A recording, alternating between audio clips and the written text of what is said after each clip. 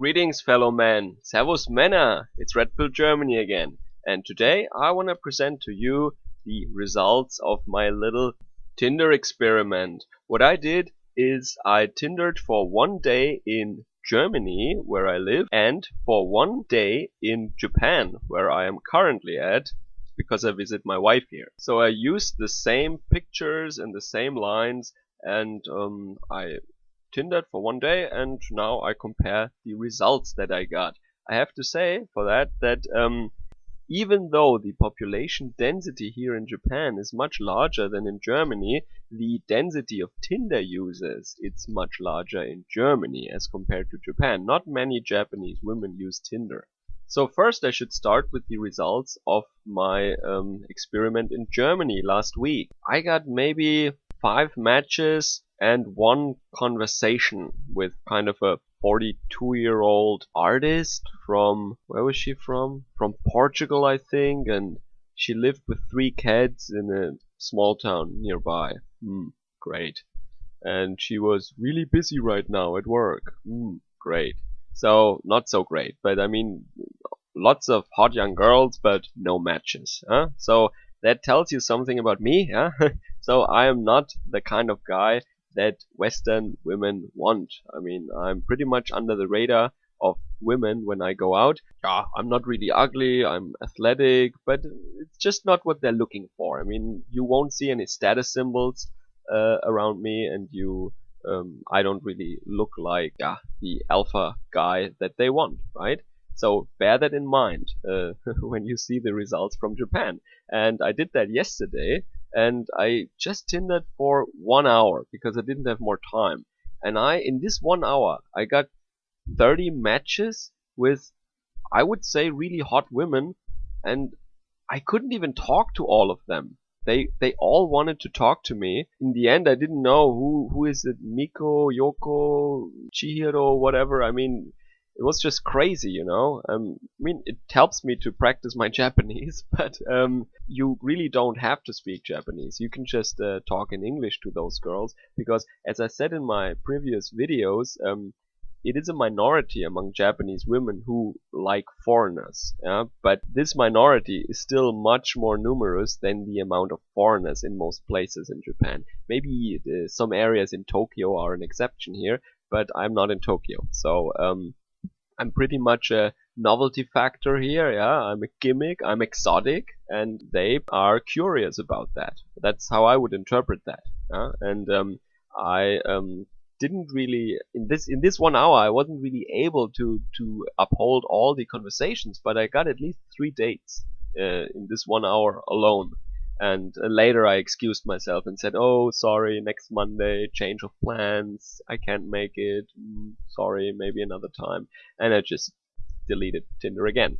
But that just shows that you do not have to be attractive or considered to be a top of the 10% alpha males or something to get a date with a hot young girl in Japan. And probably they want some language exchange, or they just want to see how foreigners are or whatever. And so if you can go on a vacation here in Japan and you don't really need Japanese, some of them speak English well enough, and actually you should speak English, because if you try to speak crappy Japanese with Japanese girls, you sound like a drunk little child. That is not really giving them the hots for you. So you should be well spoken in your own language, or in English at least, and that gives you a higher position, so to speak. They can look up to you. You're kind of their English sensei or whatever.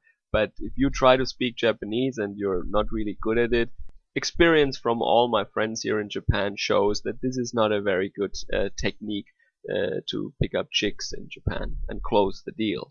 Even if you want to practice your Japanese, if your goal is to hook up with that girl, stick to English. It serves you better. So the girls that matched with me were ranging from 19 years of age up to 40, I would say. But the thing is, you know, Japanese women experience the wall much sooner psychologically, so that means they're aware that their hot young days are over. However, from our European perspective, as a European man, we perceive them as really hot and sexy and beautiful well up into their 40s. And that's the difference, you know. The Japanese woman knows from age 25 that she is not hot and young anymore, or she thinks that way at least. But for us European men, they are of course still hot. And this is a perfect match situation from that point of view. Women after 25 or something, they are seen as leftovers here, yeah, not young marriageable women anymore. But of course they're still attractive until they're 45 maybe. So that's pretty good. Western women are just the exact opposite in this respect, I think. And it also shows that all this talk about dry fish women and herbivore men, I don't know. I mean, this is, first of all, these are concepts created by the media, and there is a certain contribution to society that is maybe like that, yes, but that doesn't mean that all Japanese people are like that. And it doesn't mean that all Japanese men or women show these traits that the media ascribes to them. That just means that, yeah, people are more hesitant these days to form families, especially the men, because they get the shitty deal, as we all know. And women also want to keep their liberties, their freedom, and maybe their sex drive is just not so high. Who knows? But let me tell you, there are enough women in Japan who want sex. I mean, it's not like all Japanese women are dried fish women or something, and they're asexual or whatever. No, there are a lot of women who want sex, and they want it bad. So don't be an asshole. Be nice. Be polite, and don't do anything they don't want.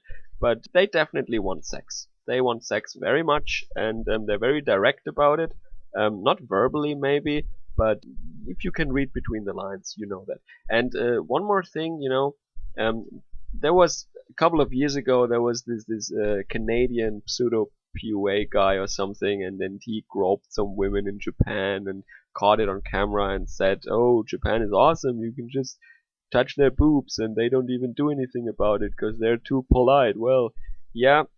The thing is that Japanese people don't really make out in public. They don't even kiss in public and stuff. So the classy thing to do if you don't want to hook up with utter trash is that you would actually talk to the girl, and then when you're at a place, for example, you would tell her that you leave now, but you can meet 1 block away at that subway station again or something.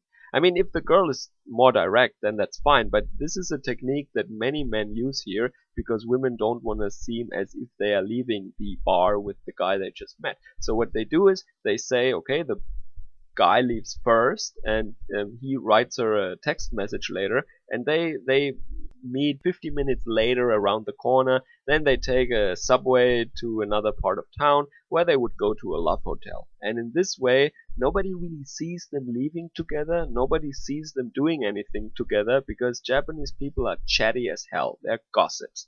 And they want to avoid that everyone in their circle of friends and everyone at work knows the next day what happened. So they devise these little strategies, these patterns of behavior, these recipes for discreetness. And as a foreigner, it doesn't hurt that you know about these things.